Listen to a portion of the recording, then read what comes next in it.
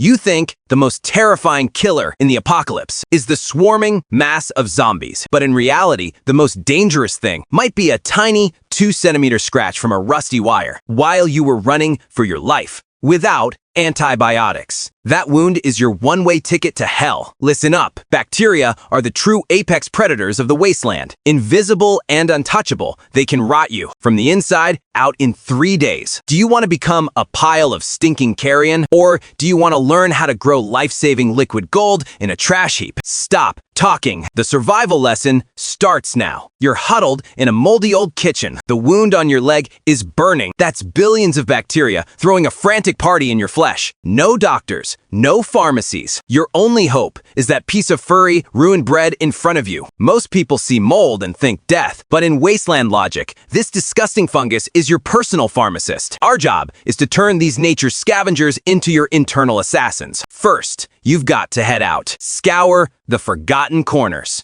You need starch. Massive amounts of it. A derelict pantry that even rats won't enter is your best bet. Look for expired bread, turning blue and green or half-rotten limes. If your luck is truly bottom tier, black-spotted potato skins will do. Remember, we aren't picking dinner. We're harvesting your life-saving factory. Once you have these revolting materials, don't be quick to discard them. We need to create the perfect hatchery for these little darlings. This is what we call backyard biohacking. Find a warm, damp corner. If you're hiding from roaming monsters, stuff it directly into your sweaty, stinking boot. Use your body heat to tempt them into growing. What you're looking for is that blue-green fuzz that looks like an alien scalp. That's side penicillium, nature's filthy, magnificent gift to the survivor. A serious warning here. If the mold turns ink black or smells like a corpse rotting in the sun for 3 days, throw it away and run. That's the Grim Reaper's armpit. The toxins from black mold will make your heart stop while you're hallucinating. It kills faster than the infection itself. We want that vibrant blue-green. In the wasteland, that color is shinier than gold. Next is the hardcore extraction. You need a basic chemical mind. Find a broken pot that can hold heat. Even a leaky scrap tin will do.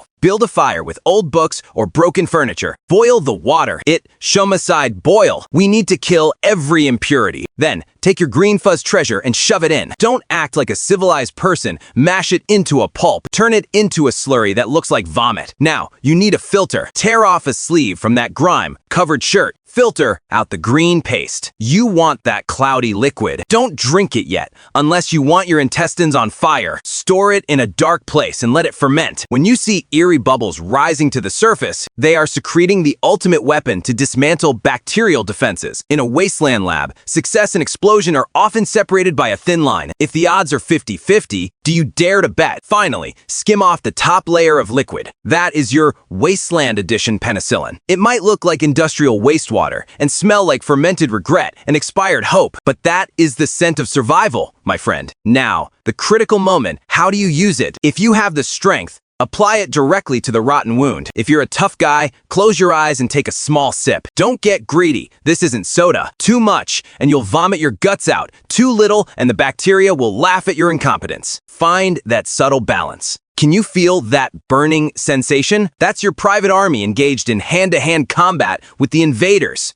This microscopic war determines if you see the sun tomorrow. You might ask, why can this magical sludge save a life? This is a species war that began billions of years ago. To survive in resource-poor environments, molds evolved chemical weapons specifically to slaughter bacteria. They secrete substances that precisely dismantle bacterial cell walls, making those arrogant germs pop like leaky balloons. You don't need a PhD, you just need the primal instinct to stay alive. If your fever is breaking, if the world has stopped spinning, and you aren't hallucinating giant rats, congratulations! You've just executed a textbook biohack counterattack. You used the crappiest equipment to take down the deadliest threat. This spark of science flickering in the ruins is the last shred of human dignity. Even in the most hopeless apocalypse, if you know the tricks, the Reaper will have to wait at the crossroads a little longer. If this didn't work, well, at least you went out like a warrior who tried, not like a pile of silent mud by the roadside. That's the dark humor of the wasteland. Survival is never free. It requires you to trade your guts for disgusting mold. Don't just stand there. Check your wound. If it's starting to scab, it means the world hasn't entirely abandoned you yet. Now,